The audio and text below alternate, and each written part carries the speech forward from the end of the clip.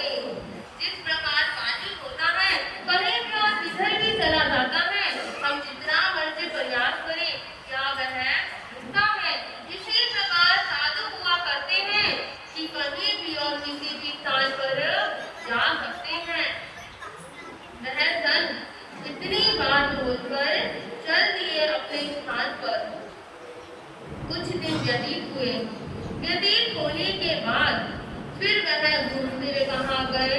उस जंगल में आ गए। जैसे ही वह आए फिर उनको वही दृश्य याद आया कि कुछ समय पहले मैं यहाँ आया था तो एक युवक था, आज वह दिखाई नहीं दे रहा है। सोच रहे हैं पता नहीं वह युवक कहाँ गया, बीमार है, कहीं मृत्यु तो नहीं हो गई। मन में अलग अलग विचार आ रहे हैं। वह सब ढूंढते ढूंढते जंगल के पास एक छोटी सी झोपड़ी बनी हुई थी, उस झोपड़ी में गए तो वहां जाके देखते हैं कि वो जो युवक था वह चारपाई में पड़ा है और हाय हाय कर रहा है। बहुत तेज उसको बुखार हो रहा है, हाय हाय कर रहा है, तड़प रहा है, शरीर में वेदना हो रही है, पर कोई सेवा करने वाला नहीं है, कोई पानी पिलाने वाला भी नहीं है उस व्यक्ति को, क्योंकि उसका स्वभाव ही ऐसा है। जब वह संत गए देखा उन्होंने कि यह युवक, यह तो वही युवक है। वह क्या कर रहे हैं? उसकी सेवा में लग गए, उसकी पट्टियां कर रहे हैं, उसका सिर चढ़ा रहे हैं, उसके लिए कुछ भोजन का प्रबंध किया। जब यह कर रहे हैं, जब उस युवक को थोड़ी सी होश आई, आंख खोली तो उसने क्या देखा? यह तो वही संत, वही महात्मा है जिनको मैंने क्या किया था? मैंने अपमान किया था, मैंने प्रहार किया था। यह तो वही संत महात्मा है और फिर क्या कर रहे हैं? मेरी सेवा कर रहे हैं। जब उस युवक की आंख खुली, जब उस युवक ने देखा तो आंखों से अश्रु धारा बह रही है और कहने लगा कि आप बहुत महान हैं, आप मुझे क्षमा करें, मेरे से बहुत बड़ी गलती हो गई। देखो मैंने आपका अपमान किया, मैंने आपको बहुत बुरा भला कहा, पर फिर भी क्या कर रहे हो? आप मेरी सेवा कर रहे हो, आप धन्य हो, आप बहुत महान हो, क्षमाशील हो, मुझे क्षमा करें। संत कहने लगे बेटा, जो संत होते हैं उनका जीवन ऐसे ही होता है, करुणामय होता है, क्षमामय होता है। तो भगवान क्या फरमाते हैं कि अपराधी को दंड देने की क्षमता होते हुए भी उन संतों ने क्या किया? उसे क्षमा कर दिया। वह चाहते तो उसे अभिशाप भी दे सकते थे, बुरा भला भी कह सकते थे, पर उन्होंने ऐसा नहीं किया। उन्होंने उस युवक को क्षमा कर दिया। यह होता है संत का जीवन। व्यक्ति बुराई का भला यदि बुराई से करता है तो वह व्यक्ति कैसा होता है, कैसा उसका जीवन होता है, आप खुद ही अनुमान लगा सकते हैं। और वह व्यक्ति सबसे महान होता है जो बुराई का बदला भलाई से देता है। जीवन में शौर्य के साथ अगर क्षमा का भी गुण आ जाता है तो व्यक्ति के चरित्र में चार चांद लग जाते हैं। प्रभु क्या फरमा रही है? क्षमा का अर्थ बहुत ही सुंदर फरमा रही है। क्षमा कितने शब्दों में है? दो शब्द है, क्ष और क्या है? हाँ, दो शब्द है। क्ष का अर्थ क्या है? क्षय करें अपने मान को, और म का क्या अर्थ है? क्ष करें मान को और म का अर्थ है अहंकार को। जब व्यक्ति क्षय को और मान को, अहंकार को क्षय करता है तभी व्यक्ति के जीवन में क्या आती है? क्षमा आ सकती है। जीत किसके लिए, हार किसके लिए?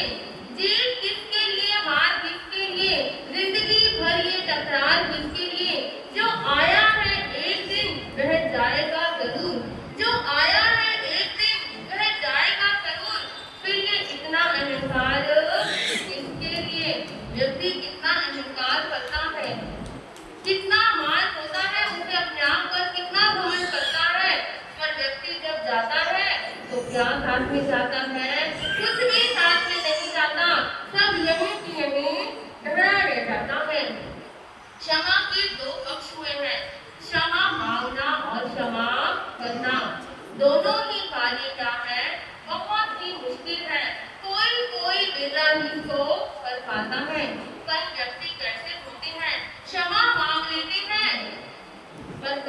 कितने महान होते हैं, क्षमा देने वाले।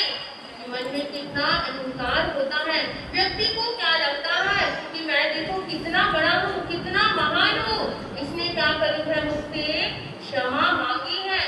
वह व्यक्ति क्षमा देने को भी तैयार नहीं होता। जब हम एक उंगली सामने वाली पर उठाते हैं तो क्या होता है, 3 उंगली हमारी और भी आती है। भगवान क्या कहते हैं, क्या हमें संकेत देते हैं कि पहले हमें अपने आप को, हमें स्वयं को देखना है, हमें स्वयं को जानना है और बाद में क्या करनी है, किसी को देखना है। जब हम किसी पर उंगली उठाते हैं तो हमें विचार करना चाहिए कि हम एक सामने वाले पर उठाएंगे और उससे डबल क्या होगी, हमारी तरफ आती है। पहले स्वयं को देखो, स्वयं को जानो, तभी क्या करना, दूसरों को देखना। व्यक्ति एक समय में मित्र को तो प्रणाम करना भूल जाता है, पर शत्रु को देखकर उसे घृणा करना वह कभी स्वप्न में भी भूल नहीं पाता। शरीर में यदि गांठ होती है, किसी व्यक्ति के शरीर में गांठ हो जाए तो उसका क्या इलाज होता है, आप सभी जानते हैं कि जो डॉक्टर है वह उसका उपचार कर देता है। उसके लिए क्या क्या लगाना पड़ता है, तंज भी लगाना पड़ता है, मन भी परेशान होता है और क्या होता है, धन भी लग जाता है, घर की घर खाली हो जाते हैं। तो परमात्मा क्या हमें संदेश देते हैं कि जो शरीर की गांठ है उसका तो इलाज हो सकता है, पर जो आपके भीतर में गांठ है, जो आपके मन में गांठ है, उसका इलाज कौन करेगा, हमें स्वयं करना होगा। उसके लिए ना कोई धन लगाना है, आपको खुद ही मेहनत करनी पड़ेगी। अपने मन को, अपने भावों को, अपने विचारों को शुद्ध करना होगा। जो गांठ है हमारे भीतर, और आज वही दिन है, हमें क्या करना है, उस गांठ को समाप्त करना है, हमें उस गांठ को खत्म करना है। तो भगवान यही संदेश देते हैं कि आज क्या है, क्षमा मांगने का दिन है। वैसे तो ये आज का दिन है, पर वैसे तो भगवान क्या फरमाते हैं कि कोई भी व्यक्ति है जब भी क्षमा मांगे तभी उसको क्या कर देना चाहिए, माफ कर देना चाहिए। और हम क्या करते हैं, जिससे हमारी मित्रता होती है हम उससे तो क्षमा मांग लेते हैं आज के दिन बिना कहे, पर जिससे हमारे मन मुटाव है, जिसके लिए नफरत की भावना है, उससे क्या करते हैं, क्षमा मांगना भूल जाते हैं। तो पहले हमें क्षमा किससे मांगनी है, हमारे मन में जिसके लिए द्वेष की भावना है, हमें उससे पहले क्षमा मांगनी है। क्षमा वही व्यक्ति कर सकता है जो सरल हो, सत्यनिष्ठ हो, विनयशील हो, विनम्रता हो, वही व्यक्ति क्षमा मांग सकता है और क्षमा दे सकता है। तो हमें अपने अहंकार को नष्ट करना है। संगसरी का पर्व महान आज आया है, इसीलिए हम सब ने मिलकर आज की माया है। सभी बोलेंगे एक साथ, संग